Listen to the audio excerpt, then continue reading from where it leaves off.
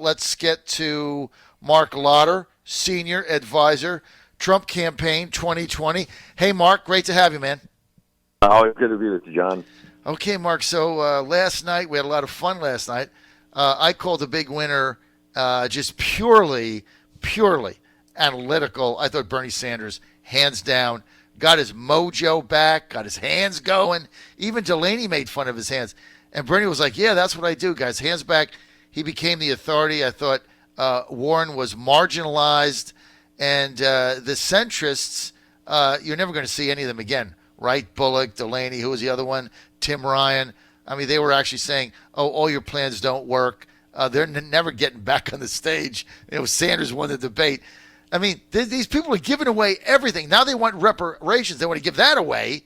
So you get what? Everybody gets free schooling. Everybody gets free health care. 200 million people get knocked off the care they have. The union care they have, they get knocked off.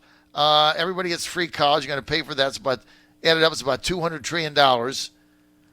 I mean, have you ever seen such a debacle in your life, Marc? It was really easy for me when I was sitting there watching it last night to conclude that the winner of the debate last night was President Trump. When you have a bunch of candidates who have absolutely no shot at the nomination, warning the people with the biggest chance of winning that their policies are failures, going to lose, it just shows you that the Democrat Party that you used to know, whether it was of JFK, even of Bill Clinton, and it's dead. It's gone. These folks are not going to be back on the debate stage, or if they are, they're going to continue to be, at the bottom of the polling. And the leaders are absolutely dead set on going down this path of big government, socialized takeover of health care, of free government taxpayer-funded health insurance for illegal immigrants, decriminalizing the border. Where does it stop? It stops when the country is overrun with illegals. It's bankrupt, but they're all registered to vote, legally or otherwise, and they're voting for the Democrats, and they have complete power. That's what they want, Marc. I mean, let's just call this out for what it is. I mean, the fact that you've got 65,000 homeless people right now in Los Angeles, nobody wants to talk about them. We've got veterans living on the street with no care. No of the Democrats want to talk about them, but yet they want to talk about giving illegals health care that regular people can't have, that we can't afford right now, and open up the borders, no criminal offense, so they can get new voters in, sign them up, give them a phone, put them on welfare, and get them to vote for Democrats so they have power. I mean, there's no other logical explanation for what they're saying, and nobody will in the party will call them out. And when they do, they get mocked, like Delaney did last night, which I thought was interesting. I mean, John, we need to have we need to have an honest conversation about what this illegal border crossing and their immigration crisis is actually going to do. Because if you're offering, as Bernie Sanders wants to do, free health care, free college education, just come across the border illegally, we'll give you everything you want for free. Let's think about what that's actually going to do. Yes, it's going to cause a flood of people crossing our border, even more now than are currently doing it now. But what it's going to do for those people at the bottom of the income ladder, the people who are truly struggling, getting their first job, or trying to make their way, to claw their way up, it is going to flood the job market with people who you are competing with, which is going to lower wages, which is going to people that the Democrats supposedly say they care about, those at the bottom end. This is going to ruin their economic mobility. It's going to mean that they're going to have lower wages, tougher time getting a job, and it just doesn't make any sense. And I think even most reasonable people can see that. That's why I have heard so many times here in the last few months or so, people who are middle of the road, even people who said, yeah, I'm a moderate Democrat, they're like, I don't even recognize the Democrat Party anymore. Mm-hmm. Go back. When Barack Obama in State of the Union and one of the members stood up and yelled, "You lie," he was talking about how Obamacare didn't give free health care to illegal immigrants. Mm-hmm. They totally abandoned where even Barack Obama was. They have gone so far to the left, they have left Barack Obama behind.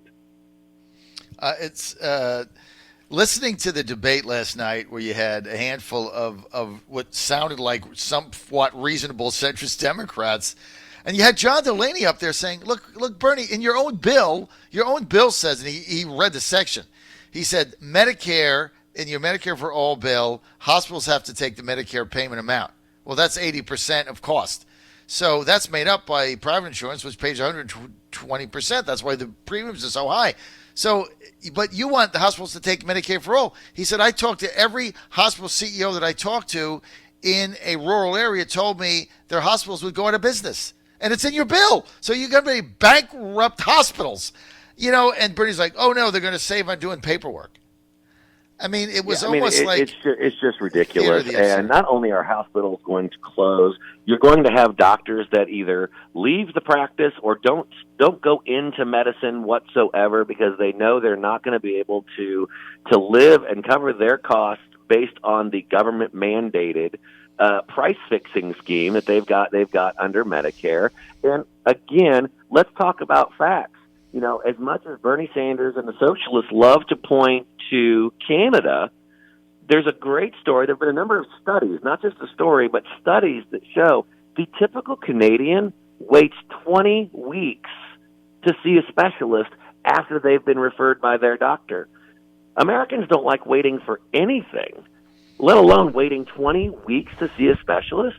Folks, the problem, the system doesn't work. It's not going to work. And I think that's why, again, President Trump keeps winning every time these Democrats talk about their ideas and policies. Well, Mark, the other thing is there's 360 million Americans. Do you know how many residents live in Canada? 35 million. So they're doing a healthcare plan with 35 million people, and you got to wait 20 weeks for a basic surgery to get out of pain. And now we've got 360 million. So we have 10x their population. I mean, the whole thing is absurd. Marc Lauder, Director of Strategic Communications for the Trump-Pence 2020 reelection campaign. Mark, thanks for being with us. What do you look for tonight, Mark? I think it's going to be more of the same. I think you're going to see a free-for-all that everything is going to be free for all with no way to pay for it. You're going to see many of the candidates try to stake their claim against the front runners. And we'll see if they're up for a response. Obviously, Joe Biden was not ready last time. We'll see if he's got it in him to wake up and defend the policies. But again, the more they're defending their policies, I think the more the president wins. I mean, Joe Biden is somebody who voted for NAFTA, which shipped our manufacturing jobs overseas. He supported TPP, which was going to do much of the same. And, I can't get over the fact that one of Joe Biden's own colleagues in the Obama White House, the Secretary of Defense, said that Joe Biden has been wrong on nearly every major foreign policy and national security issue the last 40 decades. Well, when the people get reminded of those facts, you got to wonder what they're thinking when they're supporting Joe Biden. So I think Kamala Harris the stakes for her are high tonight, Mark, because she has to follow up her last debate performance with something similar. If she becomes the docile Kamala Harris, everybody's going to think she got intimidated. She's afraid. She's a one-trick pony. So I think she's got to be very aggressive tonight, and she's got to go after Biden. And I agree with you. I don't think he's going to just stand around the way he did and take it the way he did. I think he's going to fight back, which is going to give some other people openings. But you're right. It's going to be a free-for-all. Everything is free-for-all, right? Great line, by the way, Mark. Let's get to the president's Twitter battle with Elijah Cummings, the city of Baltimore, the president doubling down. A lot of people calling this racist. If you listen to Elizabeth Warren last night, what did she say?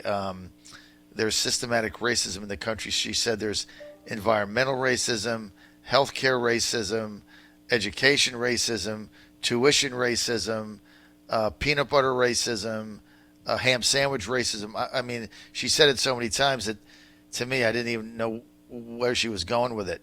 The president's tweets, though, he does this, and everybody jumps on it and says, hey, he's going after another person of color. What is your reaction to this? Well, I think here's the thing, and I think we've got to remember what the president is actually calling out is the failure of decades, generations of Democrat leadership to address the fundamental problems that are facing so many American cities, including Baltimore. I remember in 2016, I black community and said, what do you have to lose?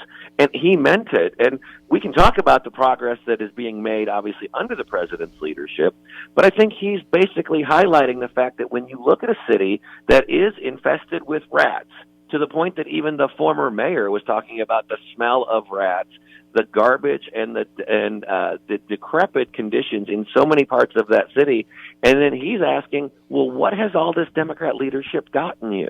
It's not addressed the system. It's not cleaned up the streets. It's not improved your neighborhoods. You look at places like San Francisco and Los Angeles, which are overrun now with homeless, and decades of Democrat leadership, again, not addressing the problems that they love to complain about, but they don't actually do anything to fix it.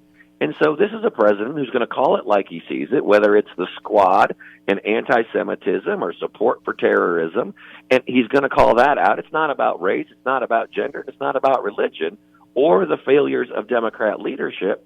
He is right in doing so, and he's going to go and he's going to say, why don't you give us a shot? We've already shown what we can do when you raise wages, when you get the government off the backs of businesses. We've seen small business boom, blossom, hire people. They're investing in their communities. We can work together with local governments. I worked for a mayor of a large city in Indiana, and when you partner the private sector with the city, with the federal government, you could make a difference in the lives of distressed neighborhoods and people who have experienced poverty. But it's not just about putting up a few streetlights and paving a street and calling it a day. Mm-hmm. That's not what's going to solve the problem. The president, I think, is right to call that out. Well, look, he's got an urban renewal policy that actually is working, led by Secretary of Housing and Urban Development, Ben Carson. Opportunity zones. I mean, we have the lowest unemployment amongst African-American males, African-American women, African-American teenagers. We have the lowest employment of African-American women opening up new businesses in the past 24 months. So, I mean, if you look at the policies and how they affect the African-American community, they're pretty solid with a lot of results. So I agree with you, Mark. What the president was doing was pointing out the differences in their policies and their failed policies, and he was also counterpunching comes from being attacked. And with the fact that he is black, I don't think it had anything to do with it. I have seen this president, as you know, Mark, I've been there from the beginning, right? I was there January of 2015. I was there from the beginning. I was there when he attacked Marco Rubio, Jeb Bush, Lion Ted Cruz, right? I mean, I could go down the line with every single one of them. None of them were African American. And of course, he attacked Hillary. She's white. Most of the other Democrats in that campaign, white. Bernie Sanders, white. So it really has nothing to do with color. This president is going to go on offense when you attack him, and he's had a history of that. And I don't think the color of your skin matters to him. I think what matters is your policies and what you're doing, and he's ready for that debate. Am I right? Absolutely right. And I know the liberals and the media want to make any criticism of somebody about other than their failed leadership.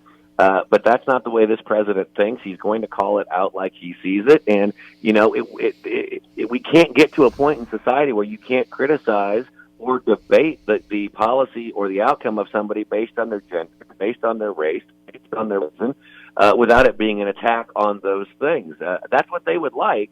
It's not the way our system works. We've got to be able to question those leaders and their results, regardless of any of their other demographic attributes. All right. Marc Lauder, thanks for being with us, Strategic Communications Director, Trump-Pence 2020. We'll look forward to your analysis for tomorrow. Marc, always great having you on. Keep up the super work. Thanks for being with us. Thanks, John. It's always good to talk to you.